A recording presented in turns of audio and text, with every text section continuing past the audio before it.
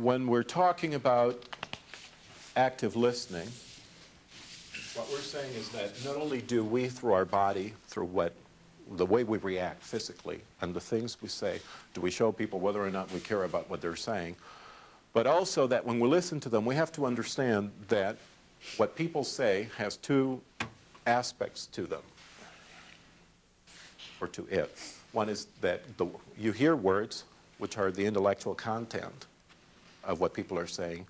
Those words also come with feelings, and that's the emotional aspect or content of what people are saying. And the two are not necessarily the same. For example, I believe you have one at the bottom there where it says, a learner states, your model looks good on paper, but it won't work in real life. Okay. What do those words mean? What's a person saying, literally?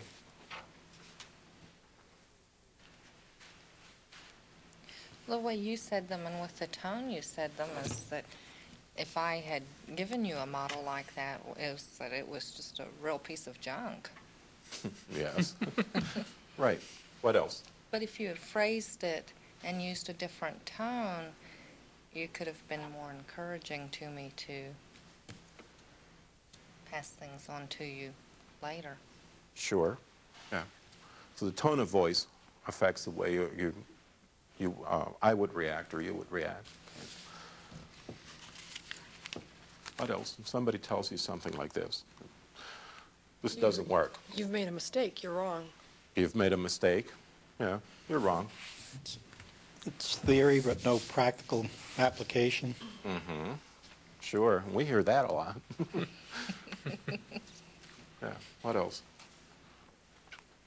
I don't believe in it. I don't believe in this approach. Whatever you're saying, I don't believe in it. I don't trust this. Doesn't work, period. That's actually the intellectual content. What could the person be saying under all that? And remember, we're not trying to make amateur psychologists of anyone. I can't understand. I can't understand it. Could very well be.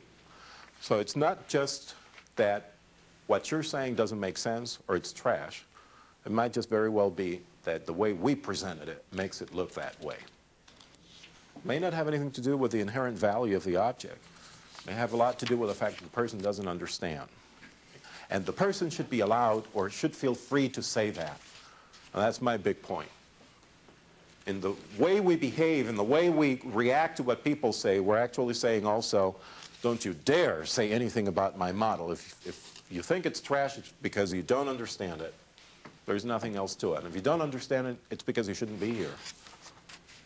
Now, that may be true. However, most of the time, it really is not. What the person might be saying is, I don't understand it. I feel frustrated. I feel skeptical. I feel manipulated.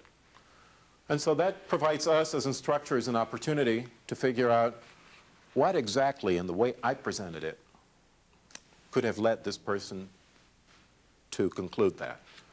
Naturally, we also want to find out if there's a one-case situation here and we're not just assuming that everybody feels the same way. We can also ask what? Ask him to explain why he said that.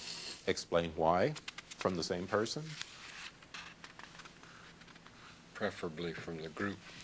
From the group? Does everyone else think that? What exactly is wrong with this model? What don't you agree with? The whole thing or parts of it? Who else feels that way? Okay, could you explain to me why that is? What happens is that you hear explanations, we hope.